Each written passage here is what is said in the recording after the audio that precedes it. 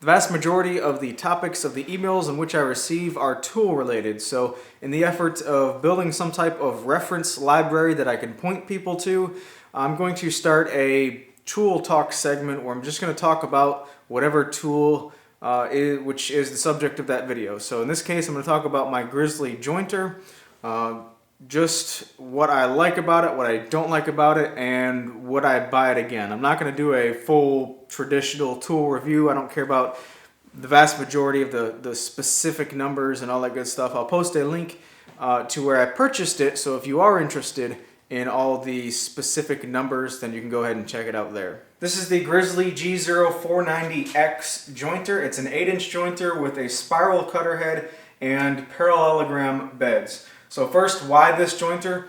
I've never had a jointer before, so I did a little bit of research, and I don't want to purchase any more tools that I know have the potential to be upgraded. I've wasted a lot of money in the past by buying a tool, using it for a little while, and then upgrading it, and then maybe upgrading it again.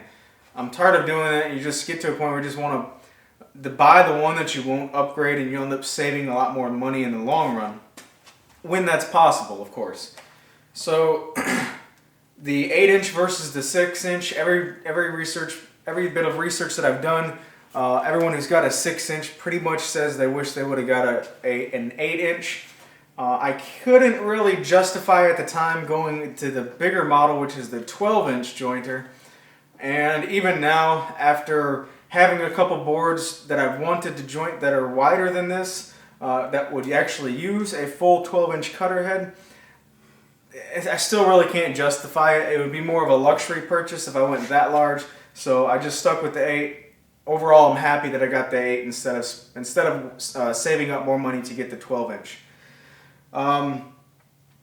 The parallelogram beds, I've done a lot of research on that as well, and the vast majority of people say that the parallelogram beds are easy to move and to adjust and all that good stuff. It took me about 2 hours to really dial this in to where the out feed was parallel with the cutter head, and then the in feed was parallel with the out feed. There's a couple eccentric bushings down here that you spin around, and I just followed Mark Spagnolo's video on setting up a jointer. So it's a relatively simple process. Once it's dialed in, then that's pretty much it. I also really like the large in-feed support area. I don't know the exact length off the top of my head, but I was using this to joint some 60-inch long boards, and even with them sitting before the blade guard here, they were fully supported. They weren't wanting to lean to one side. There's a lot of surface area to help support on the in-feed side, and even when you're using smaller stuff, I find it incredibly convenient to just set them on the jointer while I'm getting my push sticks and all that stuff situated, so it's all right here and ready to go. I haven't had any issues with the performance out of it. It does the job just fine. The motor seems plenty strong enough. Even with I jointed a full 8-inch width of walnut with a somewhat aggressive cut, and it didn't feel like it was bogging down at all. So I'm happy with that. The mobile base is relatively easy to use, and the fact that it's included with the stand, or it's built into the machine, is really nice. So really there's only 2 things that I dislike about this jointer. While the on-off switch is conveniently located on the in-feed side, up and very accessible, I don't like the way that this is mounted. This welded joint right here seems like a real weak point, because as you're pushing the on-off, there's so much flex right there, and this wiggles quite a bit.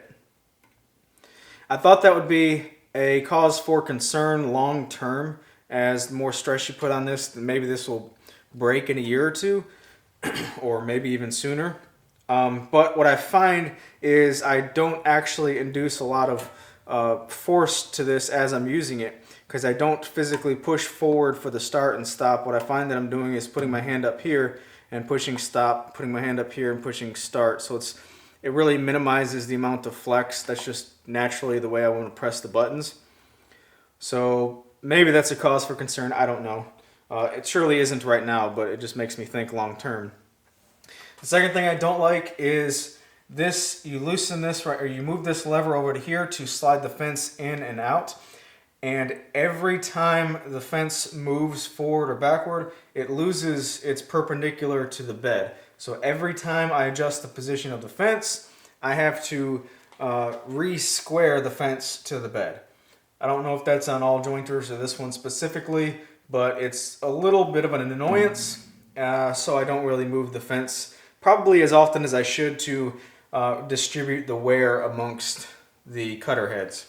So knowing what I know now, and with the experience that I have with this particular jointer, would I purchase it again?